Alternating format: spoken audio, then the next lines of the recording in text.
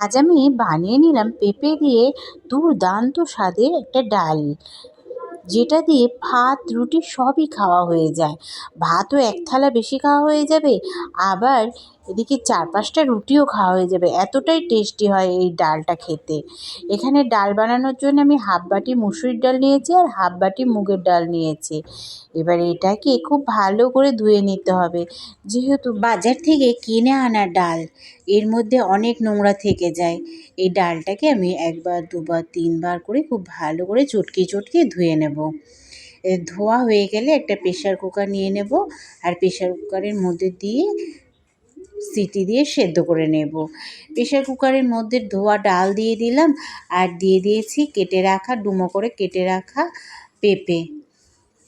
দেখো এইভাবে কেটে রেখেছি পেঁপেগুলোকে, আর পরিমাণ মতো লবণ দিয়েছি, দিয়ে জল দিয়ে সেদ্ধ করার জন্য জল দিয়ে একটা সিটি দিয়ে নেব। একটা সিটি দিলেই ডাল সেদ্ধ হয়ে যাবে, পেঁপেও সেদ্ধ হয়ে যাবে। এ দেখো ডাল ও পেঁপে সেদ্ধ হয়ে গেছে, এ দেখো কত সুন্দর। এবার জল দিয়ে আর একটু জল দিয়ে আমি এটাকে তৈরি করে নিলাম। এবার গ্যাসে বসিয়ে দিলাম কড়াই, আর কড়াইয়ে সর্ষের তেল গরম করে নেব। সর্ষের তেলে রান্নাটা করলে ডালটার টেস্টটা আরও দুর্দান্ত হয়। এখানে দিয়ে দিয়েছি তেল গরম হলে গোটা জিরে, তেজপাতা আর শুকনো লঙ্কা। ফোড়ন থেকে একটা খুব মিষ্টি গন্ধ বেরিয়ে আসলে এখানে দিয়ে দেবো কাশ্মীরি লঙ্কার গুঁড়ো, হলুদ গুঁড়ো, আর দিয়ে দেবো জিরের গুঁড়ো। এবার এটা মশলাটা দিয়ে ডালটা দিয়ে দেবো, আর কোনো পেঁয়াজ রসুন ছাড়াই হবে এটা। আর যারা পেঁয়াজ রসুন খেতে চাও তারা পেঁয়াজ রসুনও দিতে পারো। আমি এখানে নিরামিষভাবে করেছি। এই দেখো এবার ডালটা দিয়ে দিলাম, রঙটাও কি সুন্দর এসেছে দেখো। তেলের উপরে লঙ্কার গুঁড়ো আর হলুদ গুঁড়ো দেওয়ার কারণে ডালের রঙটাও দুর্দান্ত এসেছে।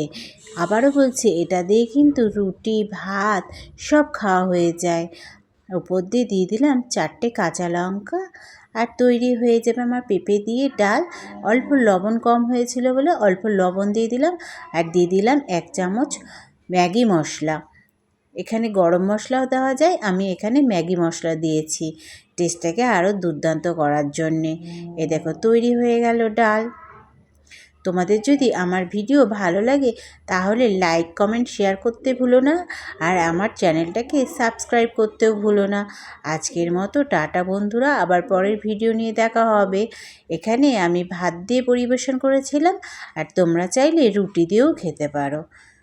আজকের মতো টাটা বন্ধুরা।